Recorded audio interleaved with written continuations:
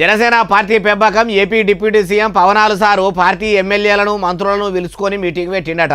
Janasena party ఎమ్మెల్యేలు జనాల గురించి తిరుగుడు లేదు, పార్టీ పతార దినానికింత దిగజారుతుందని మనిషికో ముచ్చట చెప్పి మందలిచ్చేందుకు సమావేశం అయ్యిందా అంటే ఏమో మరి, మనం కూడా చూద్దాం పండ్రి. తెలుగు తమ్ముళ్లతోని కమలం రెక్కలతోని కూటమిగా చేతులు కలిపి ఏపీల ఏలుబడిలకు వచ్చినాం కాబట్టి అందరం కూడా కూటమి సర్కార్లా కలిసిమెలిసి పనిచేయాలి. ప్రతి ఒక్కరు మీ నియోజకవర్గాల పూట తిరుగుకుంటా పబ్లిక్ బాధలు అరుచుకొని వాళ్ళ బాధలు వాపే పని ముంగట వేసుకోవాలని డిప్యూటీ సీఎం పవనాలు సారు మంత్రులకు ఎమ్మెల్యేలకు అర్థమయ్యేటట్టు చెప్పుకొచ్చిండట.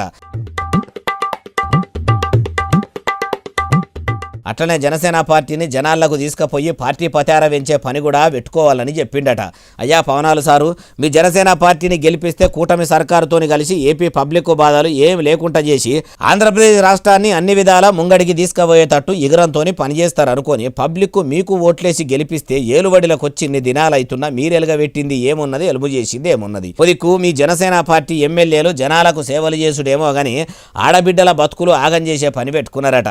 తప్పిపోయిన ఆడపిల్లలను తెప్పిస్తాము, వాళ్ళ అయ్య వాళ్ళకి అప్ప చెప్తాము అన్నారు. ఎన్ని దినాలైనా వాళ్ళ జాడ దొరకలేదు.